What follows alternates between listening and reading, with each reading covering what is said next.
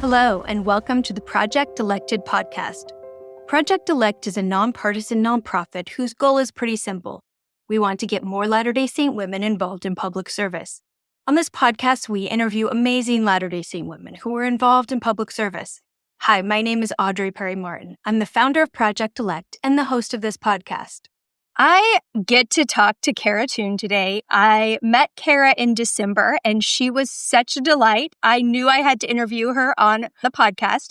Kara is the Davis Education Foundation's Internal Partnerships and Grants Coordinator. So she has that experience, but she also has a lot of campaign experience that we are going to talk about, as well as experience as a campaign manager. So she brings a kind of different perspective, and I'm really excited to talk to you about that today, Kara. Thanks so much for having me on. This is exciting, and I love to meet new friends and connect with women in similar interests, so this is perfect. Awesome. Thanks for being here today, Kara. So I just wanted to ask you first to introduce yourself and tell me a little bit about what you do and how you got into public service in the first place. I'm native to Utah. I've lived in Utah my whole life. I was born in Vernal, but moved from there when I was really young and came to Davis County. And I've been in Davis County pretty much my whole life. Attended school here, met my husband here. I would say that my journey in public service really began with my faith community. I think that was really the first place that I saw civic service modeled for me from a very young age, and certainly in my family as well. Those early examples of service really stand out to me. And I remember people in my ward, in my neighborhood who were very influential and whose examples and influence still touch me today. I think that it was through their examples that I decided that in my own adult life, when I got to decide what I wanted to do with my own time, and I wasn't being assigned a service project, kind of the way that you do when you're growing up in the church, that I needed to assign myself a service project. In the beginning, I did that through things like PTA and community council at my kids' school. I stayed home with them as a stay-at-home parent for 12 years, and that was my main priority during that time of my life. But I did volunteer for things and wanted to be involved in shaping the community that I lived in. And that carried on after that kind of stay-at-home parent experience into branching out a little more into political realms and also into other civic service. I'll be the president for the Layton Rotary next year. And all of that, I think, just began with the example of my faith community and my family.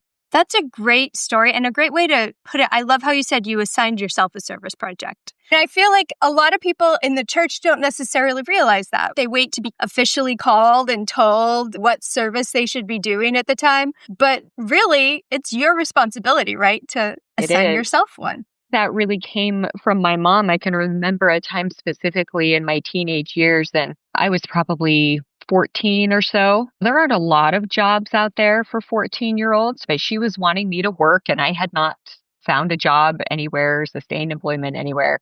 And she said, "You're not going to be sitting around here just lolling around." And she gave me the phone numbers for two places, and they were care centers in my community for mostly for the elderly, but also offering services to disabled people. And she said, "You're going to go here. You're going to go at least once a week, and I better not see you around the house during these hours because you're supposed to be somewhere else." That was very formative for me to find out that you could just decide. You could just decide where to go and what to do. And that's what my mom did and showed me how to do that as well. And I had experiences in those settings that have stayed with me forever. And I think and reflect on them often. So yes, there's a lot of value in being a self-starter when it comes to service. Yeah, I love that. Your mom sounds like my mom. The not lolling around, that's classic mother language. I don't use that enough with my own kids. I need to pull out the lolling around. So you started out young, assigning yourself service projects, and then how'd you end up at the Davis Education Foundation? And tell me about what you do there, because I don't know that everybody knows about these types of education foundations. So like I said, I spent about 12 years exclusively as a stay-at-home parent and trying to stay engaged in my community, but I really didn't keep my toes dipped into the workforce pool very much, which in some ways I think is easier to do now. post-COVID when we're like, oh, there's so much you can do remotely and connection looks different. But at the time when I was a young mother, like social media was barely a thing. My first child was born in 2004, the same year as Facebook. And so I really just focused pretty exclusively on that. So at the end of those 12 years, when my youngest child went to first grade, and I had a first grader, a third grader, a fourth grader, and a sixth grader. So I had what I called my golden year because everybody was in the same school at the same hours during the day. It is a golden year, right? Mothers out there listening are like, would that it could happen to me. But it happened to me. You only get that by having 4 kids in 5 years. Caution. But I had this year where everybody was gone during the same hours at the same time. And I had earned a bachelor's degree years before that I had only used a little bit before I left the workforce. And my kids were in school for about 3 days. And I said, can't sit around here. No lolling around. So I needed to find something to make good use of my time. My husband was employed with Davis School District, still is employed with Davis School District at the time, and had interactions with the director of the foundation. And he said, you should go and just go talk to the director there and just talk about where you might get involved. Like maybe you can intern or volunteer doing some things and get some stuff on your resume and some current professional connections, since my professional connections were long severed. Some people had died. Like it was, when I say it was dead, I mean it quite literally. There was nothing and no one.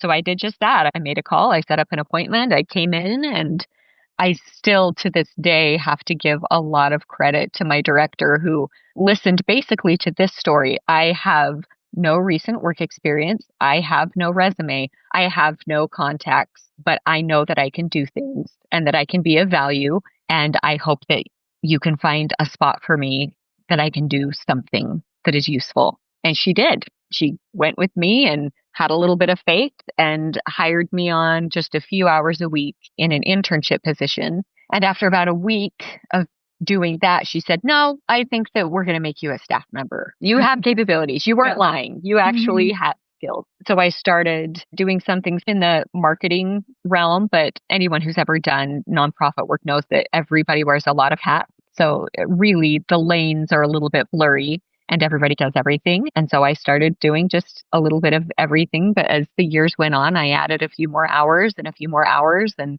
started to flesh out where my niche might be. And that landed in grant writing and some of our internal partnerships with internal audiences. So we have a position here for external partnerships with corporate and things like that. But the internal has to do with like our employee groups, our student groups.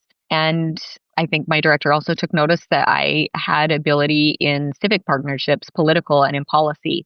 And so I also sit on the Legislative Affairs Committee. I'll be the chair for the Davis Chamber Legislative Affairs Committee for the next 2 years, starting here like this month, and have policy discussions with some of the school leadership and superintendency things as well, especially as we navigate legislative sessions and things like that because of some of the connections that I've built through political and civic service. I love that. I love it. If you do take a break from working or you step out of one space to focus on another space in your life, I think sometimes we think, oh my gosh, that door's shut forever. I'm never going to be able to go back. That is not true. There are a million different ways to be successful and no ways to be perfect. So just pick one thing to do and try it out. And if it doesn't work, go somewhere else. There's a million different ways to do it right. That's amazing. And I like that you just went out there and put yourself out there and did it. And I also agree with you that it's a lot easier to keep the connections now. Yeah. Like people, I don't know exactly how old you are, but our age, it was harder. I'm 43. You're younger than me. So had a harder time keeping in it when they wanted to step away and be stay-at-home moms because people expected them to be in the office in certain hours, 9 to 5. There weren't as many part-time jobs. There weren't flexible jobs. But now that's almost the norm. And I also feel like people are being a lot more accepting of women taking a step away for a few years to care for kids and care for their family. I agree. Like the conversations around childcare and division of labor in a household are evolving and are quite far evolved from, I think, what they were even just 20 years ago when even 5 years began ago. My career in motherhood. In like 2020, I think at the beginning of the year, it was different. COVID changed a lot. It was terrible, but there were some good things to come out of it. Yes, silver lining. Yes, absolutely. You also ran for office. Tell me about that. Tell me what drove you to run for office. How did you make the decision and decide this is what I'm going to do? I'm always the type of person who likes to be informed. I love to read. I love current events, things like that. And so if you're keeping your finger on the pulse of those things, you start to have concerns about your community, about society at large, and you begin to have the thought, isn't someone going to fix this? Someone should, and then it fill in the blank. And pretty soon after I had said that to myself a few times, I started to think, well, I'm someone. Maybe I should try to fix some of the things that I think need fixing. Or maybe I should stop thinking that this is somebody else's responsibility. I live here. I benefit from my community. It's probably time that I take whatever skill or ability I have and I apply it to the things that are important to me. And community is very important to me. That was probably several years before I actually did run for office because I did feel that I had been out of professional circles for a long time. I had done volunteer work, but like many women, I think that I felt unqualified to do that work, which we all know in our minds that we're just as qualified as any man or anybody else who gets a wild hair and decides that they're going to run for office. But there is something in our hearts that says, be prepared and have everything in place. And I think that in some ways that is a societal construct, and in some ways it's innate. I think it's a combination of both. When I started to feel like I probably need to run for office, I said, then I will be prepared to do that. And I went back to school to get a master's degree in public policy. The only reason was to be of service to my community. It wasn't for my job. I had nothing to gain there. It was literally only because I wanted to be a prepared public servant.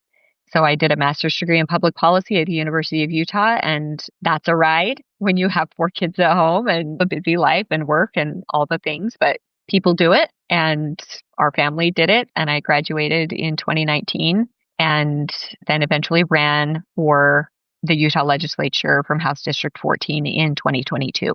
And what was that like? And was it a big campaign? How did you recruit people to help you? How did all of that go? It was not a big campaign. It was a very shoestring campaign. Like I said, I had decided probably around about 2016 that I should run for office, and then completed my master's degree, and the filing deadlines to be able to run for office were like in the first week of March in 2022. And I had somebody call me, gosh, it was like mid-February, and say, have you ever thought about running for office? I was like, actually, I have. I've thought about it a lot. I've even said out loud, that was my entire intent in going back to school, was so that I could be prepared for this. And this person said, you should do it now. That kind of made my heart skip a beat a little bit. I'm not a very anxious person, and I don't get terribly flustered about things, but that got my heart rate going because it's so vulnerable to expose yourself in that fashion. And I had spent enough time in political circles to know that there are people who lose their sense and their reason when they get feeling really passionate about a political point. That can be really uncomfortable. And I had seen that and experienced it, and it's not super fun. And those are some of the things that go through your mind, the voice in your ear that says, don't do this, because of those uncomfortable things. But I don't think leading a comfortable life is the highest value that a person can experience.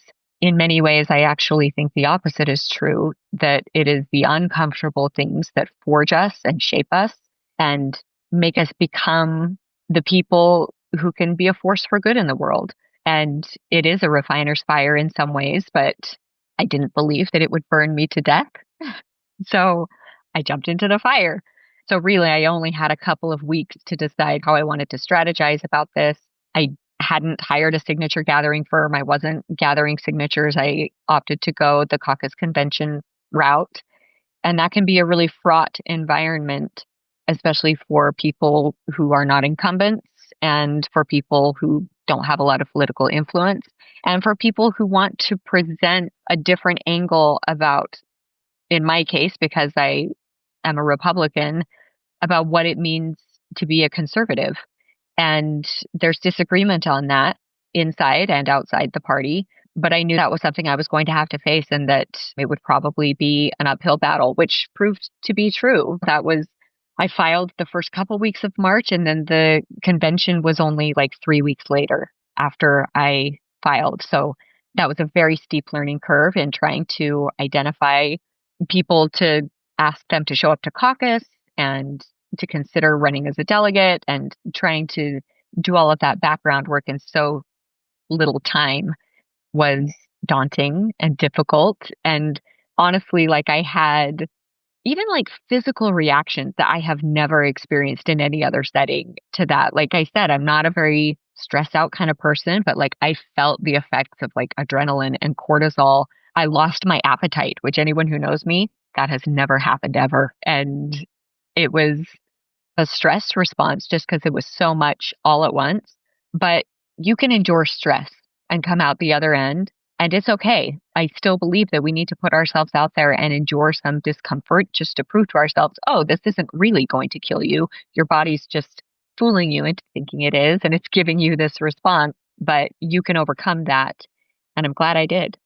That's amazing. And it's so interesting to me that even though you went to school knowing that you wanted to run for office, it still actually took someone asking you, right? And calling you. Yeah. And I feel like Yeah. we need to ask people more often, right? We need to be the one asking. If we're not the one running, we should ask somebody because it does often take that, especially for women. They have to be asked because it's harder to put yourself out there if you feel like you're the only one who cares. Absolutely. And I think that in my mind, I was like, I am going to do this sometime. And I still think that that was true, but I needed some time to be sooner than later. I needed to do that thing, like when I started saying out loud, I'm going to go back to school and get a master's degree. That kind of scared me too, because I hadn't gone to school in a long time. I was like, this used to be a thing that I was good at and that I was known for. And it's possible that I'm not good at this anymore. If I'm not the one who's good at school, then who am I? If I'm not do you know what I mean? Like these things that we kind of form our identity around, and then you just have to take a leap of faith and remind yourself or learn how to do things that you've either forgotten or have never tried. And so, yeah, I don't know how long it would have been that I made good on the claim of I'm going to run for office if someone hadn't said, why not now? Why not do it now? That's fantastic. I'm glad they asked you. Besides your running for office experience, you also have been a campaign manager. You manage your own campaign, but you've also done it for a statewide race. So tell me a little bit about that. I love that you were campaign manager because there's so few female campaign managers. I was talking to somebody yesterday who wants to give scholarships to women to do campaign training. And they're like, I really want to give scholarships to female campaign managers because we don't have any of them coming to our training. We need more women who are campaign managers. There's just not that many of them. So what convinced you to be a campaign manager for someone else, and how was it? It did take some convincing. I will start with that. I did not view myself as a campaign manager. My campaign that I ran for my own race in 2022 was a flash in the pan. It started quick and it ended quick. I didn't make it through convention, so I wasn't on a primary ballot. And so the only part of campaign management that I really did for that was during the convention phase, which is one part of a campaign. To get the entire full experience, you're talking about being in a primary, you're talking about being in a general, you're talking about all of the things that entails. And I didn't end up doing any of those things. So nobody was more surprised than I was when I got a call from a friend who had decided to run for Attorney General. And you had her on your podcast. She's a dear friend, Rachel Terry. And she said, I want to do this and I'd like to ask you to be my campaign manager. And I said, Rachel, you know that I've only run one campaign, my own. It was 3 weeks long and I lost. What? Why would you want me to run a campaign for you? And we had some interactions in various committees and different settings. So she had been able to see the way that I operate and like some of my personality traits and skills that I use in my work and that I apply to my service endeavors. And she said, no, I think that you have the right skill set for it. And that's the more important thing. And I trust you and that's important. And I think that this is something that you can do. And I said, I think that I could do it a little bit, but I already have a job and a statewide race is a full-time job for a campaign manager. And if you're not from a consultancy or a firm or anything like that, and you don't have staff and you don't have resources, and if you're really just building that plane while you're flying it, it truly is a full-time job. And I said, I can give you 10 or 15 hours a week. And she said, all right, I'll take it. And then, of course, as things often do, that was the camel's nose under the tent. And 10 to 15 hours a week ultimately became the full campaign manager. I came on as an assistant, but I ended up steering that ship after a few weeks, and other staff members were stretched too thin, the campaign manager that she had. And I agreed to take on that role and just do the best I could with the time and the skills that I had. And it was eye-opening. That was a hard, steep learning curve. And we didn't have resources and we didn't have money. And I have to say, the thing that makes me want to tell all the women out there, especially women in the church, that this is something you can do. The best preparation for that role was things that I had done in the church. If you've planned young women's camp, you can run a campaign. If you planned your family reunion, you can run a campaign. If you've done the ward Christmas party, you can run a campaign. Those were the things, because it's all the same stuff. It's communication, it's logistics, it's marketing, it's making assignments, it's checking the boxes, it's the planning meetings, it's the execution, it's the wrap up, it's the money, it's the data, all those things. You're already doing those things. You do them every week. And that was the best preparation for running a campaign. So there's not a woman in the church who is not amply qualified. I love it. We all should be campaign managers. You already are. You are campaign managers. It's just the campaign is called Girls Camp. The campaign is called Ward Party. The campaign is called Trek. You're already doing it. It's the same thing. I love that perspective. I thank you so much for sharing that. So how did the campaign go? I know Rachel didn't end up winning, but did you feel like it was successful in any way? And how did you measure that success? Did you learn things you would do differently? And also, how did you deal with the negative side of campaigning? Because I know there was some in that race. And Rachel was like the female candidate and you were the female campaign manager. And how did that play into all of it? For this particular office, a woman had held the office of Attorney General before in Utah. She was from the Democratic Party, so there has never been still a Republican woman who has held the office of Attorney General in Utah. And until Tina Cannon was elected state auditor this last go around, no woman in Utah who had won statewide office, no Republican woman who had won statewide office without being on a ticket with a man. Tina was the first, and that's a big deal. And Rachel and I were trying really hard to be the first, and we're happy to see that a woman has achieved that. I say that only to illustrate that it is a space that has been predominantly populated by men in the past, and as many different sectors and industries are, and politics is no different in Utah. So there were some things that we faced there. There were some comments that I just thought, my goodness, really? In 2024, we had folks ask who's taking care of the kids, referring to Rachel's own children who, at the time were 14 years old and pretty capable. And she also has a very capable spouse. And the fact that this would even be a talking point about somebody's capability to lead the state's largest law firm just is a little bit mind-blowing, but those stereotypes and mindsets persist. So that was something that we faced. I think every campaign, and it seems regardless of the size of that campaign, if it's something big like a statewide office or even things that we consider fairly low level, like a local school board race or things like that, vitriol is to be expected anymore. If you're good at compartmentalizing, which I think a lot of women are, then you do have to compartmentalize that, and you really need to be sure that you're using your rational brain and that you're not letting, negative things live rent-free in your head. We have things to do, and we have to apply all of our bandwidth and all of our energy to the good things and the boxes that we have to check off, and there's not room for that extraneous stuff. So we just have to put that in a box or put it on a shelf or toss it in the fire, wherever it is, get it out of sight and out of mind, because there's not enough time and enough energy to spend it on things that won't net you something good in the end. And that was a common refrain during the campaign. Campaigning is really difficult. Especially if you don't have like I said, a staff or a lot of resources, then you end up learning how to do things really quickly on the fly that you didn't know how to do before. I had some experience in messaging and writing, obviously, in work as a grant writer, and my bachelor's degree is in communications and public relations. And I was glad that I had those skills because I had to use them a lot. And I had to use them in ways that I have never really used them before.